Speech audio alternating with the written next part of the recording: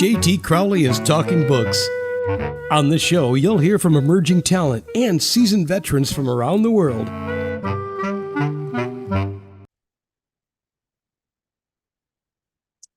Hello, I'm JT Crowley, and I'm delighted to have on my show today Melisa Schonfield from New York State. She's joining me to talk about her book, Bitter or Better, the Melisa Schonfield Story by the inmate formerly known as 15G0717. She's written the book to give hope and a voice to women who have been incarcerated for carrying out an act that they felt they had no other choice but to carry out. But this book is her documented viewpoints of the circumstances that led up to her arrest, the trial, and it's also about her experiences in New York State penal system. She's the eldest of 3 siblings, the only girl, so work the other bit out, two brothers, everyone. She's the mother of 2 children, plus a grandmother. And her life up to the point of her arrest was, many would see as idyllic, but that all changed when the arrest took place. She had a good job as a psychotherapist, a social worker, a loving family, but as said, that all changed, and life afterwards is very different. But she does have a life, and she is enjoying what she does at the moment. She lives, everybody, in the middle of nowhere in New York State. Now, if you don't like snow, well, that'd be the last place you'd go and live, because they don't measure the snow in inches, they measure it in feet. And she doesn't like snow. So don't ask me why she lives in the middle of New York State, in the middle of nowhere. We won't go there, but she thoroughly enjoys the company of her daughter and grandson who live with her. So that's enough of introduction. Let's get Melisa onto the show to talk a bit about herself and her book and why she wrote it. Melisa, come and join me. Hi, John. Thank you so much for having me on. Oh, you're absolutely welcome.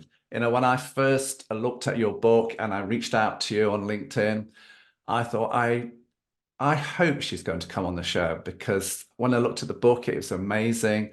And this is, you know, this for me, everybody, is going out on the edge here with the storyline. And I wanted to do that. And this is quite an edgy storyline, everybody. But I'm not going to tell the story. I'm going to get Melisa to tell the story. So before we open the book, Melisa, could you tell us who you are and why you wrote the book? Well, I was just an ordinary mom, grandmother, wife, sister. And then my daughter had to move back home with her 3-month-old baby, and it was very stressful. The baby's father kept bullying, taunting, abusing. It just went on and on. And one day, the mother of his other 3 children was speaking with my daughter, and they realized he is going to bring a woman up from his country of origin, and they are going to take all 4 of the children. So not just my grandson, but the other 3 half siblings of my grandson. My then husband came into the room and said, this has to end. And I took N to meet just that. I wound up speaking to somebody who I thought could help me. And as it worked out, it was really a police detective who just pushed and pushed until I took all the bait. I was arrested on the site when I gave them half the down payment. And I wound up spending 1,385 days in New York State docks. I didn't start out writing a book. I was afraid I would forget the details because it was so stressful that your mind doesn't go on memory at all. So I started writing a daily journal. Some people would call it a diary, and I would send the pages home each day. I feared that if my room was inspected or tossed, somebody would read it and take what I wrote away. So I sent everything out, and it was suggested about 2 years in that I put this into a book format. And I went, why? Why would anybody want to read this? They said, well, you go in as this very privileged woman protecting her family, and you come out this softer, kinder, all the real you, all the layers have been peeled away again. And when I realized in prison that the real prison where I was just geography, that the real prison was the marriage I was in. And that allowed me to go forward. It was very freeing to realize how I got to where I got. That desperation brings you to dark places. Sure. Now, Melisa, it's fascinating. And I think everybody can now start to see, why the book has come into being. Now, Melisa, we agreed beforehand where we were going to focus in the book. For the whole concept of the interview, everybody, is not to give the game plan away, but it's to whet people's appetite sufficiently to make them want to explore who you are and what is this book about. And hopefully go and buy it. Hint, everyone. So, can we go to the foreword? Because I thought this was fascinating, and it really just kickstarted the book for me. So to start with, now, this is an article by Elizabeth Shepherd. And for me, Yes. It captures you in 30 lines. It really does. So can you talk to us about this foreword? And do you think it was a good narrative as an opening gambit to your book? Did she do you justice? I think Elizabeth Shepherd was wonderful. She had come to the prison several times. I spoke with her hours on the telephone, and her complete role was not changing my words. It was giving me a direction, because writing every day, that's like writing an encyclopedia. And I knew I couldn't publish anything like that. And I also knew while I was incarcerated or even on parole, retaliation would be very easy because they can find any reason to keep you or bring you in. So Elizabeth gave just enough about me that it was interesting even to me. And I appreciate everything she did. She was wonderful in how she handled that. And it was the essence of me. It is the essence of you. And that's why I wanted Yes. to bring it in, because those 30 lines brilliantly capture you. Yeah.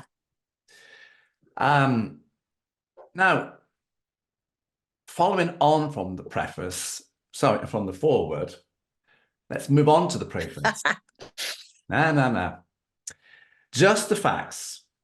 So this next section is the preface, just the facts. And what struck Correct. me as pivotal and heart-rending here was you telling Jay, the hired hitman, the story. Yes. About the abuse your daughter found herself in at the hands of her partner. The meeting at the Walmart car park. Who helped you to get your daughter free? And who betrayed you, as it turned out that Jay was an undercover cop? Yes, correct. Would you care to fill us in, to a bit of the background here, Sure. I did not seek Jay out on my own. When my ex-husband asked me if I knew anybody who could take care of this, I went, I don't know anybody. He insisted I work with crazy people, which I don't and didn't. And the more I thought about it, there was somebody who I could phone for help. So I did. I phoned him. He told me I was on a phone. He couldn't speak to me. He hung up. I got a text message later that said, I'll be in touch with you shortly. He told me give him some time. He had some ideas on how to help me. And the idea wasn't to kill anybody. It was to hurt him and scare him that you don't touch women or children again. Because my daughter and grandson were not the only woman and child to have been hurt by him. And I'm not just talking physical abuse, I'm talking the emotional abuse, everything that it entails, sexual abuse, it's all there. So I waited and waited, and I got a phone call about 3 weeks later from a guy named Jay. And I actually thought Jay was someone trying to make an appointment with me for my private practice. As it worked out, it wasn't. He wanted to meet him within 15 minutes, and I said, I'm not home. So it took me almost 2 hours to get to him. And it never occurred to me that I didn't tell him my car. I didn't tell him anything about me, but he already knew what car I drove. He made it that he was very uncomfortable where I was parked and I should move the car. what I didn't realize is I moved it right into the path of someone who was filming and doing audio as well. I asked Jay if he was a police officer. He told me no. And from what I understand, police officers do not have to tell you, in fact, if they are a police officer. So that was a pointless question. When I told him what was going on and what I needed, he looked at me and said, "I don't leave witnesses." To me, that meant I am now a witness because I have told you the story and what I want. So I went along. At any time, the police could have come to my door, knocked on it, and said, "What is going on here? You're not this kind of person. You don't get involved with these things." But no one ever did that. Jay, you could see he was visibly upset with what I was telling him when the jawbone started making that little, vein move. But he made it clear that no witnesses, and if I was going down, so was he. So approximately 2 weeks later, my father had sent money to my ex-husband's office. My husband at the time also went and got me a disposable phone, and that's how we handled it forward. I met him, I think, the following week, again in Walmart parking lot, and he told me the address that I had given him was the wrong address, but that was the one he furnished to the courts. He showed me some pictures of where he thought he frequented. I said, honestly, I wouldn't know. And then he told me how he wanted to go to Florida this week to take care of things. And I said, no, my husband has a conference that week. So it was all kind of put in motion. I made a very sarcastic comment that in hindsight was not that funny. But I asked him, "What are you going to do with the body?" And he said, "Well, I can show you on Snapchat. It's 10 seconds and it disappears." I went, "I don't know if I want to see that." So then I said, "You can always throw the body to the gators," meaning you're in Florida at the Everglades. Clearly, what I thought was amusing at the time in hindsight was not funny at all. Actually, that's what kind of sealed the deal. After he left my car, I thought, I can't do this.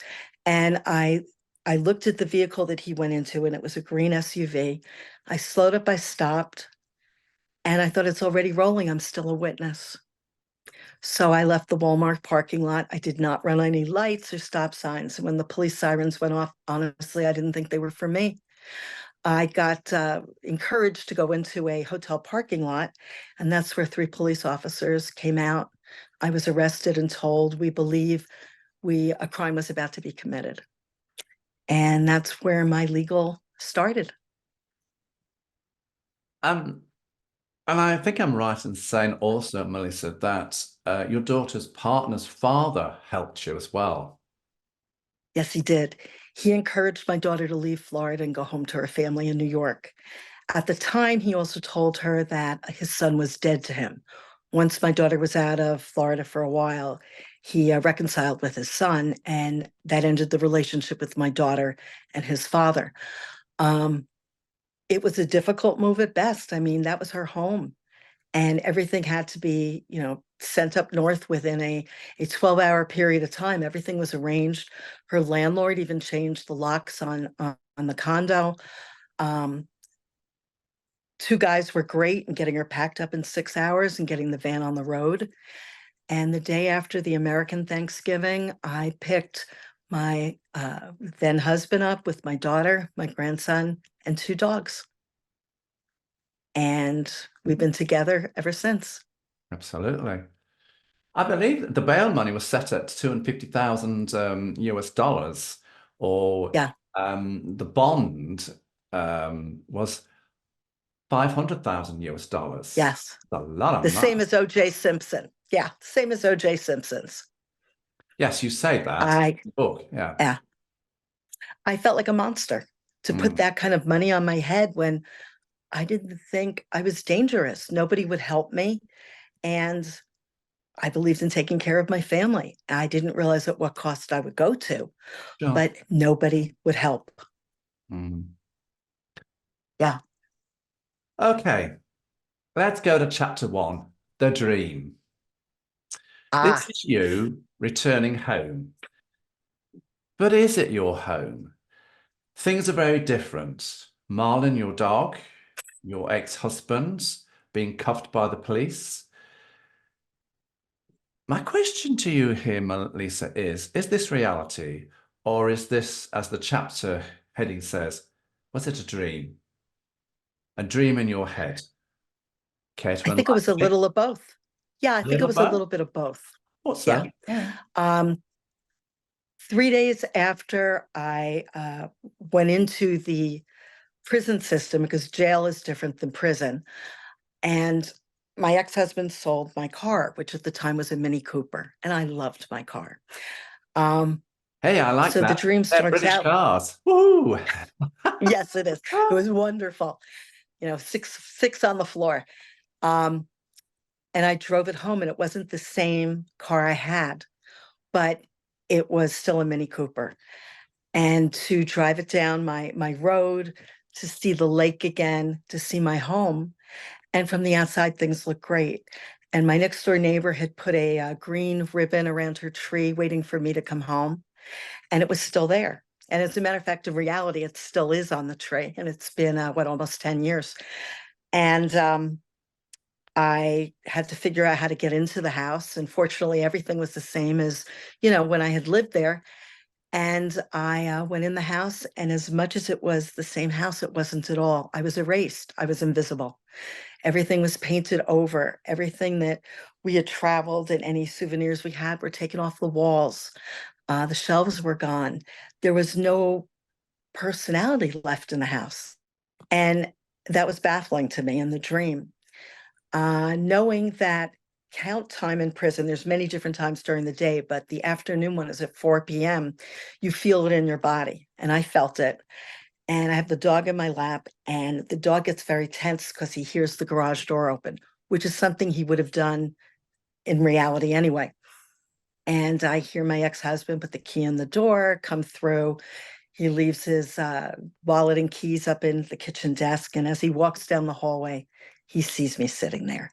And I think he was actually frightened. And he said, "What are you doing here? I'm calling the police. Did you escape?" And it's like, "No, I have that covered." And then I yell, "Oh, boys," and the feds come out and arrest him with zip ties behind his back, which is very painful. And he said to me, "How can you do this? I'm the father of your children." And I kind of look at him, exactly, exactly. I was the mother of your children. And you look what you did to me.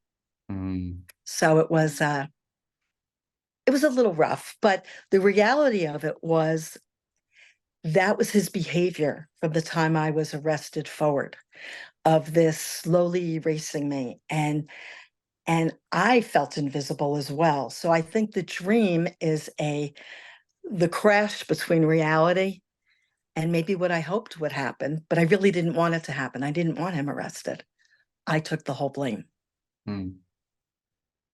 You did. I did. Now, we had to include this chapter, didn't we, Melissa? Mama Bear.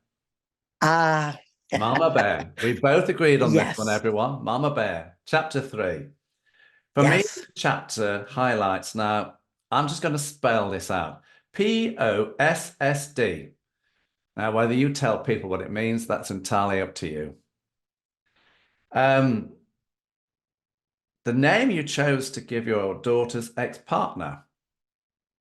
Now, I know what it stands for, What but happened? There you go. You froze there. okay, we'll start that one again. Okay. Now,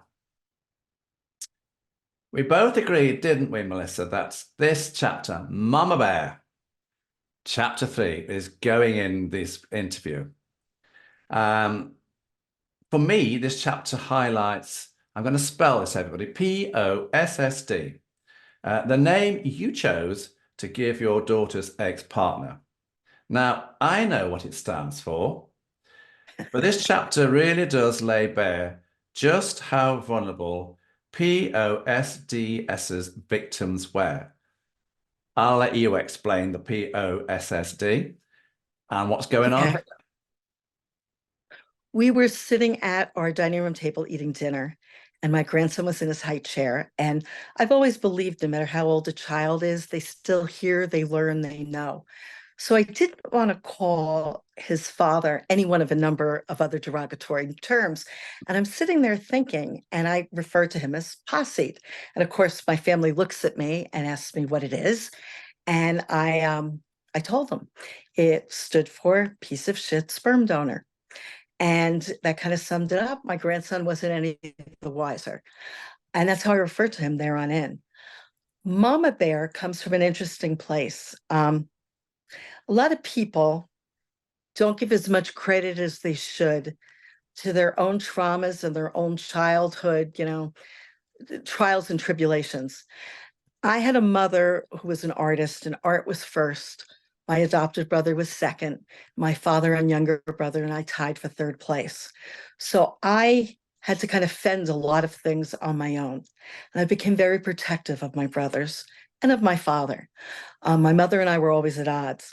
So when I had children, I was extremely protective of them, to the point where I remember taking my daughter out of my mother's arms, that you're not going to raise your voice while you're holding her. She was highly offended. I went, it's my baby.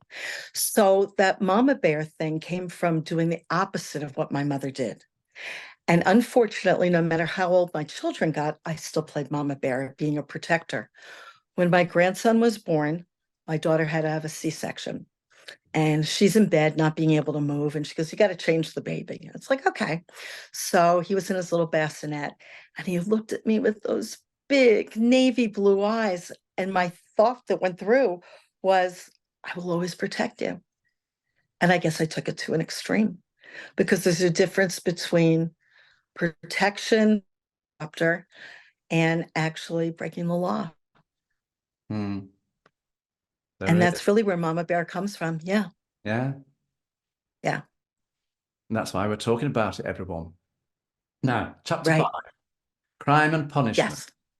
This is the chapter that you disclose the charges, waiver of right to appeal, the sentencing transcripts, and what your sentence was.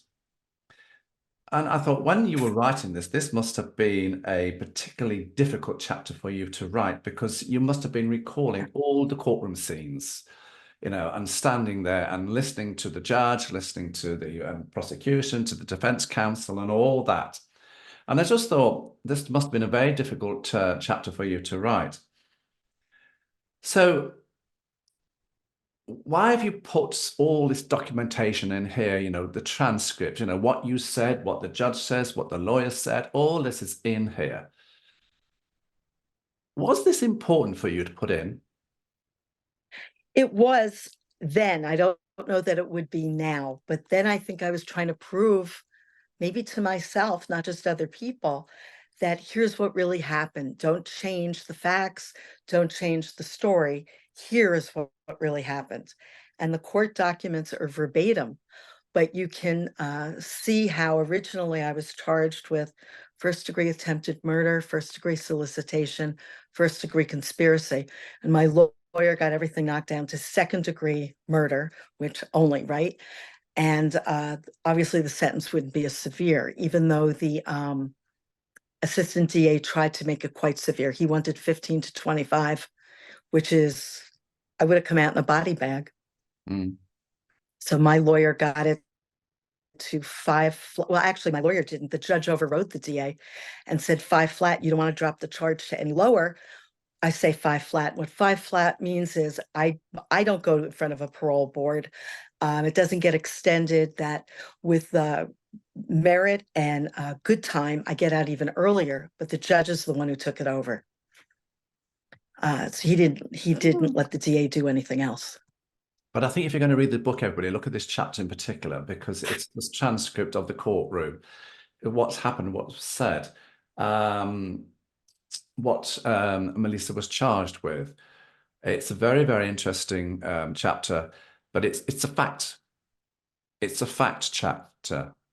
And that's why I put it in there. Yeah. Right, that's exactly why I put it in there, that it's not just me telling a story, that here's the facts that go Here's along the with facts. it. Yeah. Here's Right, the punchline. right.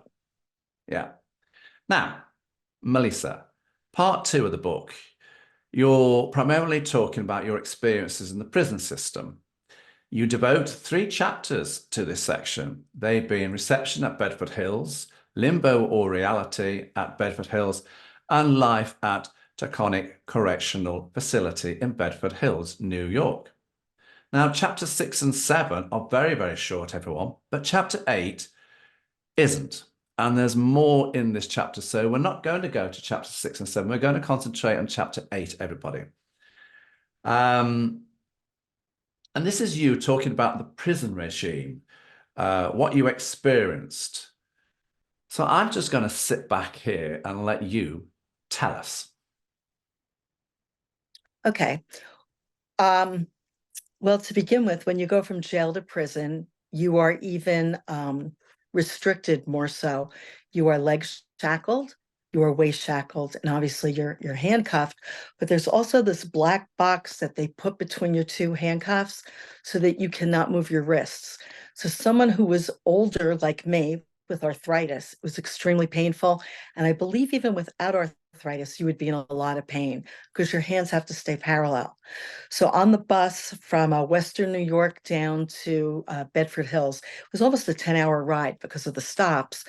I was leg shackled to another woman who drank all her juice before we even left the compound.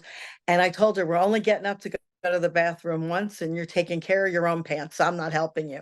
And then she did. She only went once, but extremely uncomfortable, very difficult to eat. We got into Bedford Hills late at night, and in the trap, which is the 2 gates while you wait in between, and they go through your name and who you are. We didn't have DIN numbers assigned yet, our designated inmate number, but that correctional officer starts screaming at you, and you got to wonder, why are you screaming at me? What is with all the screaming? And I don't do well with loud noise on the best day. So this is called reception. And you get off the bus, they take off, all the chains and shackles, and then you sit and wait. And you wind up being assigned to a bed in a rather large room with little partitions, so you really don't have privacy, but it gives you a little bit of something.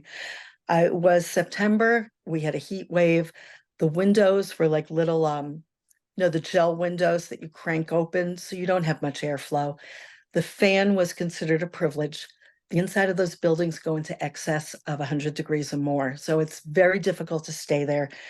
There were some women who had seizures, some women passing out. And the beauty of it is if you did that, you went to the infirmary, and the infirmary was air conditioned. So you're kind of motivated not to feel well. While other women were leaving this area to go to their assigned unit, I was one of the lucky ones and got to wait almost 3 weeks till somebody decided, let's move her. And they moved me into a dorm with 76 women. And fortunately, I had the bottom bunk because of all my medical.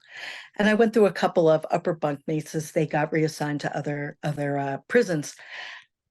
I was on medication that took care of some of the arthritic pain and also restless leg. And anybody who has that knows it's impossible without meds. Well, the prison decided they weren't going to give me my meds, even though the judge assured us that my medical records would go with me to Bedford Hills. Whether they came or not, I don't know, but I didn't get the meds. So my husband at the time called the superintendent of the prison, not a good idea, and the acting commissioner of DOCS, which is the Department of Corrections and Community Supervision, and said basically that if I didn't have my meds by, I guess it was later that afternoon, he'd be going to the media and he'd be coming in with somebody higher up to find out what's going on. I got my meds that day. The problem is that night, the dorm was also trashed under the premise of looking for drugs.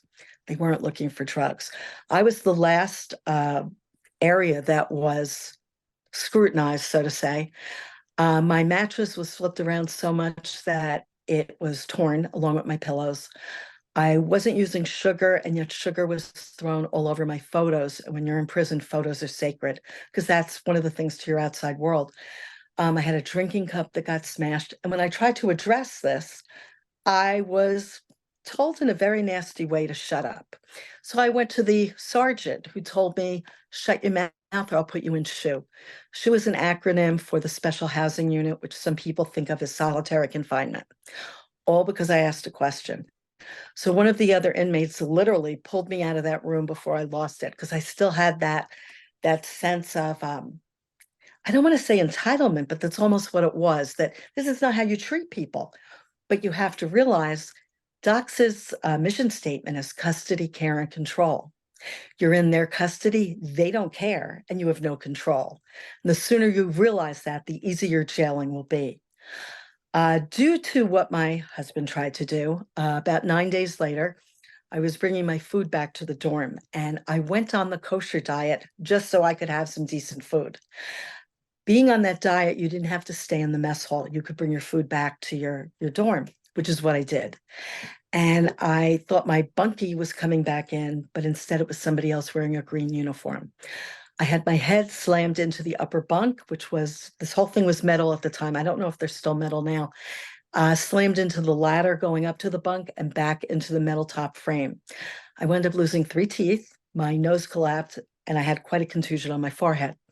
Now, if you do not report an injury, including even a simple black and blue, to medical, again, you can get ticketed or go to SHU, because were you fighting? What happened? So I had to report it. And I knew that if I told the whole truth what happened, there's retaliation, and retaliation's horrible. I mean, it's very subtle what they do, but it's severe. So all I said was, I hit my head on the bed. It wasn't a lie, but it just wasn't the whole story. Several days later, I was transferred to Taconic, which literally is across the street from Bedford. Bedford is the maximum security for women prison. Taconic is the minimum medium. There's only 3 women's prisons in the state of New York. I popped a sick call slip for the dentist, and she saw me the next day. When she learned that my husband was a dentist, she did everything she could to help me make sure I had teeth. But the problem is, prison does not do anything to fix teeth. You either, I think you get them cleaned like every 2 or 3 years. And if you have a cavity, it's filled, or they pull the tooth. That was not an option. I wasn't losing any more teeth. So this dentist was very good to me. She would try to build it up with amalgam and what have you, so I didn't look like a jack-o'-lantern. What I learned very quickly is there's no logic or reason what happens in prison. The rules change daily. Even though there's directives, at the bottom of every directive, it says, at the discretion of the officer. So rules get changed all the time. You don't know what the rules are till you're told, oh yeah, they changed today. I was about 2.5 weeks before I was moved to a private room in a housing unit. And ironically, I got to stay in that housing unit for my entire bid. Usually you're moved every year to a different room, but it's usually to a different floor. And I was permitted to stay there, which said something, I guess, about my personality. I don't know. And they also made sure I always had Southern exposure so I could continue to draw with the best light possible. And for that, I was always grateful. Prison is mundane. There's a saying that says, do your time, don't let your time do you. And if you're just going to sleep, which most people do in the beginning of their bid, I think it's a healing process. As you get out of that, you need to have some purpose in a day. So I kept applying to be an inmate program assistant, which would also give me 6 months off of my sentence to get out. It was a choice of that or doing 24 college credits, but because I had a master's degree, they wouldn't let me go back to school. So I worked as a teaching assistant. I worked mornings, 3 hours for what should have been 2 years, but with all my medical, it was a lot less. That provided me structure in the morning, and then afternoons I would knit.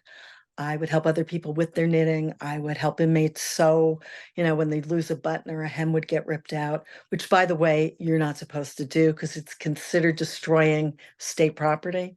But they're not going to give you new clothes, so there's an option. I would help some of the Spanish people with their English so that they could pass a GED. And then you spend time cooking, because you're cooking literally in a stripped out cell that has 2 burners before cooking eyes. You've got to borrow pans unless someone handed pans down to you. You can't buy them anymore. You can't have them sent in. And you get yourself attached to another group so that you all put your food in together and you're able to make at least one decent meal a day, because mess hall food is not only healthy, it's horrible. It's low-grade soy. And a lot of the women winds up with hormonal cancers like ovarian, cervical, breast cancer, and you can't help but think it's got to be what we're eating. If you need something health-wise, you have to drop a sick call slip unless it's an emergency. Dropping a sick call slip can take anywhere up to 2 weeks to be seen. So people think that while you're incarcerated, Camp Cupcake, I'm going to tell you it's anything but that. There are COs that are very good and very kind as long as you are polite and appropriate. And some of them I would talk to about very personal things. And there are others that are so mean and so controlling that they want to see you fail. They want to break you. And I made a promise to myself that I wasn't going to come out broken. And that's where the journal also came from. I could write what I was afraid about. I could write what was going on in prison. And then I upped the ante and I started writing my grandson's stories. And with that, it was always about something going on in prison. But I made the characters into animals that unless you were intuitive enough to know what was going on, you had no idea what I was really writing about. And that's what saved me. So it was quite an experience, unlike anything I have ever had. I'm just going to let that chapter rest, everybody, because there's nothing to add. Melisa said it all. Now, part 3. The light at the end of the tunnel. Now, there's a fair proportion of this chapter is, for me, it's like a private diary record of counting down the last 55 days before you were being released. I liked the farewell letter you included, and a reference to one day you will, Lady Antebellum. Yeah. And right towards the end, there's a mission statement. So I'm asking you is, why did you set this chapter up in this way? And all your feelings, frustrations, expectations, fears really come to the fore here. Am I right? Yes, absolutely. Thought so. I think you become institutionalized, whether you want to or not. There's varying, levels of institutionalization. And I think I was so used to this mundane routine. In some ways, I wanted to believe I could get my life back. And in other ways, I knew it would never be the same. So you start to play, this is your life. And you can't help but reflect. The crime itself almost becomes surreal. It's like a really bad movie. And I also felt it was important to tell the stories of the other women in my housing unit who had no voice. And people don't give them credit. I think once you're in prison, people assume you're always going to be that ex-felon, or I'm sorry, they call it offenders now. It's so much nicer. And I felt it was important for them to have a voice. A lot of them were illiterate, which I had a difficult time comprehending in the United States to have this kind of illiteracy. But this is also why so many people wind up in prison, because there are no other options. For a lot of the women, crimes because of men, and the men aren't incarcerated because they were abusive to the women, but if the women strike back, they're the ones for some reason who get caught and who wind up in the legal system. So that was a part of it. I also didn't believe I'd ever really get out of prison. I thought I'd be going out in a body bag. I would always look out my window, which was right over the lobby area, so I could see visitors coming in and I could see personnel coming in and out. And I'd be so happy when the women would leave in the morning in whatever clothes that, somebody sent in for them, because you don't leave in prison clothes. And then I turn around and cry because I never saw myself leaving. I was sure I was going to die in prison. So when my day came to leave and they called my name, Schonfield, let's go. And it's like, oh, okay. As I went downstairs, I was still waiting for somebody to, pull my collar. No, we made a mistake. Get back upstairs. I didn't believe it was really going to happen. And even when I left, I was still waiting for like a police car to come and say, you weren't supposed to be released today. And it was just, I think we punish ourselves more than any system can. And too many people allow the system to do that without trying to change it. And it's a very draconian system to even think of trying to change, to infiltrate that. And a lot is going on now to make change, but I just never believed I'd be part of that. So that's what was difficult for me. It's exciting. People come to your door saying, hey, I really like your pink fluffy bathrobe. Can I have it when you leave? It's like, I'm still wearing it. I really like your sheets. Can I have your sheets when you go? And so you're really giving things away, almost like, you're planning your own death, how you give things away when people are suicidal.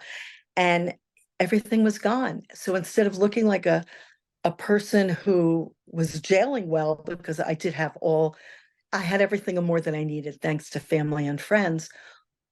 But everything was cleared out of my room. It wasn't really a cell; it was a room. We had regular doors, and I had none of those creature comforts anymore. And going home, I was afraid to take any of those creature comforts. Living in that situation, you live with so little and realize you don't need much to be okay. So I felt very guilty when I came out, going through my things and realizing all the stuff I had that just was not necessary. And don't get me wrong, I like my stuff, but you forget a lot about it while you're in there. Even though you fantasize about it, you realize it's not important. And I think that was a theme that most women felt. We'd think about it, but we never really believe we get it back. And I was also coming out divorced, no home to live. My daughter had me move in with her. My grandson gave me his playroom to live in. And I felt guilty about that I'm taking this away from a 6-year-old.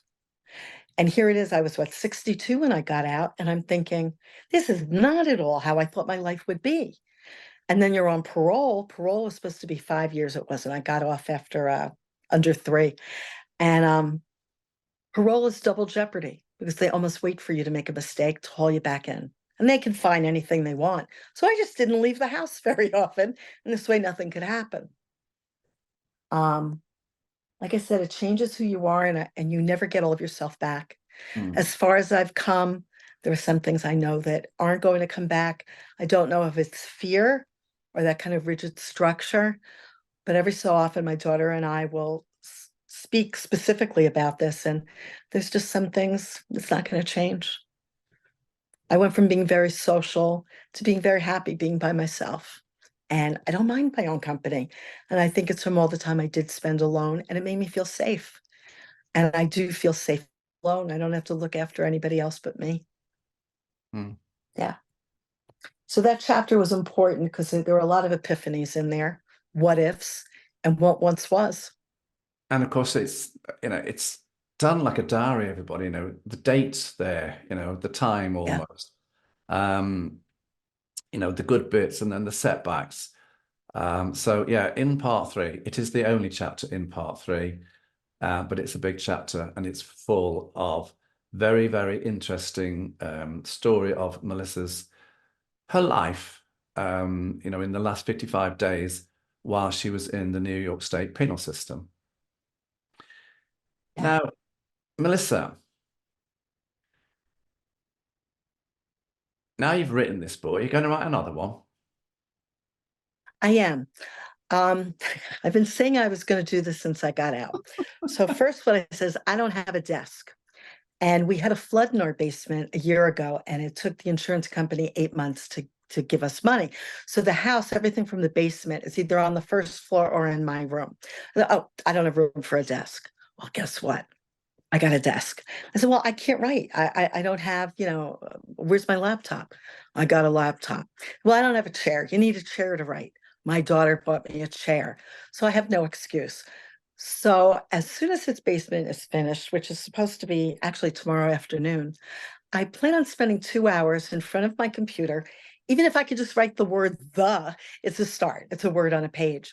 I did start writing several weeks ago, though, and I was talking about post-incarceration syndrome and how real it is. And a lot of people think it's an excuse, but it isn't. It's the way it changes you, changes relationships, friendships, jobs, motivation, mental health. It changes all of that.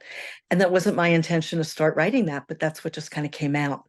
What I really want to write now is the whole story of what happened in prison, because there's no retaliation anymore. I've been off of parole over 2 years, and they can't touch me.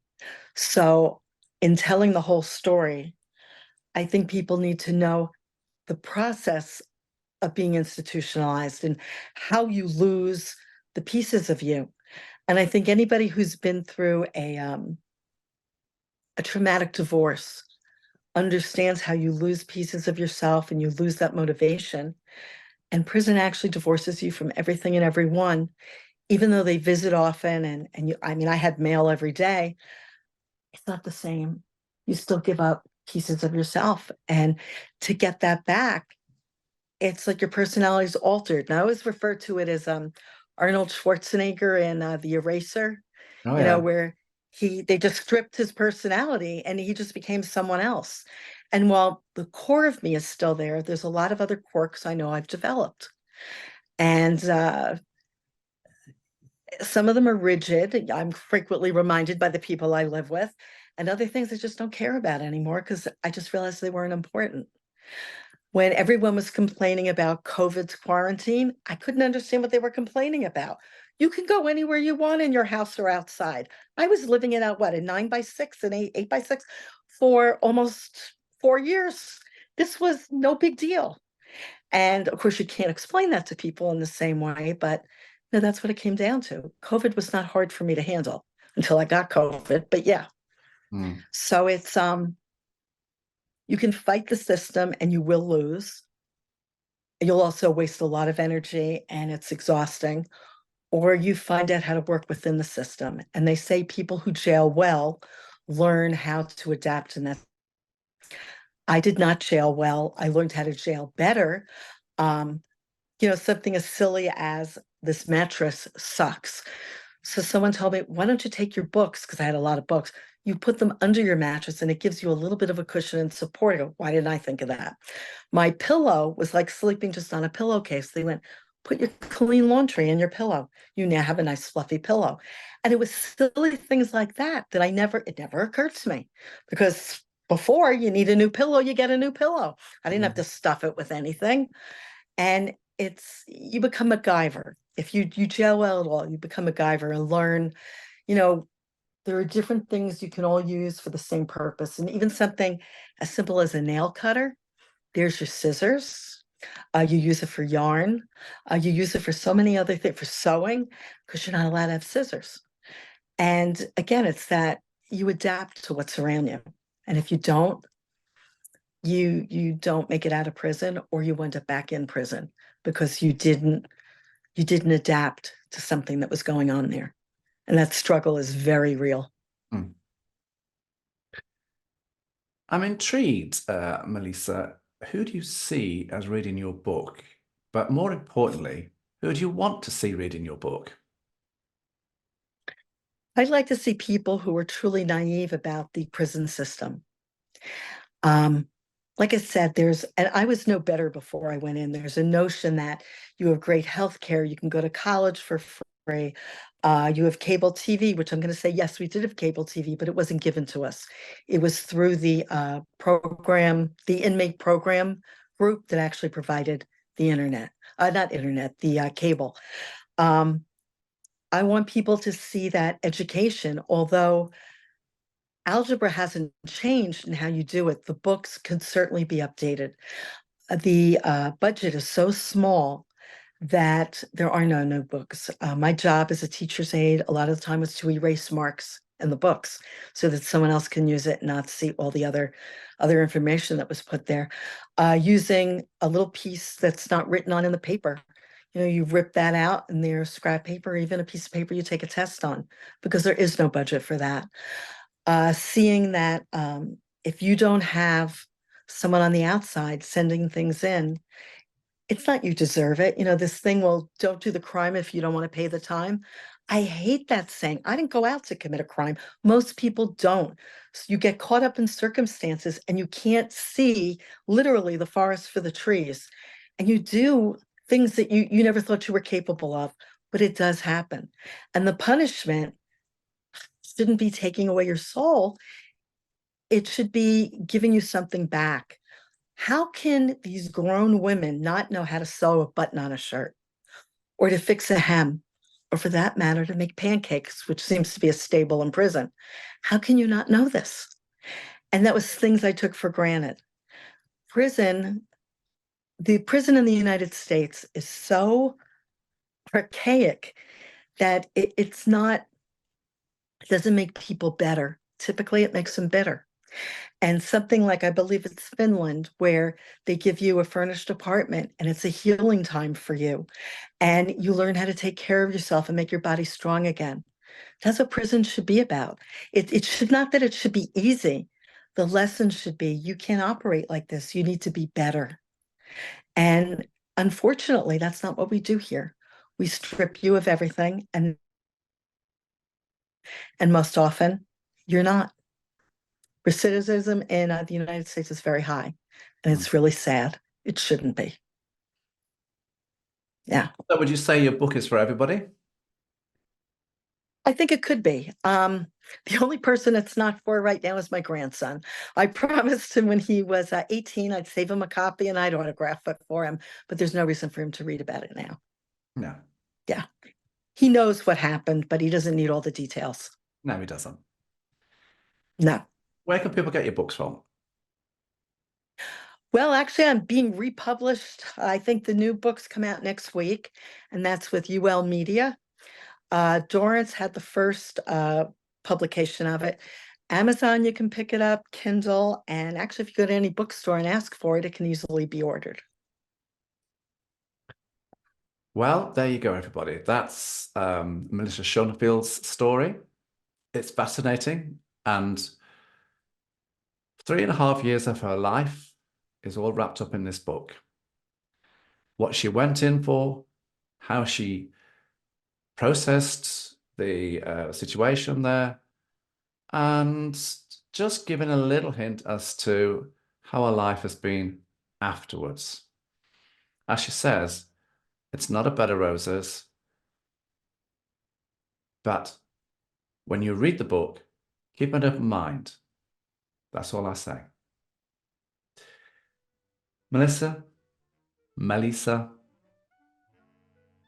thank you very much for joining me today. Thank you for having me. Oh, thank you. I'm JT Crowley. Wherever you're listening in the world, stay safe. Until next time.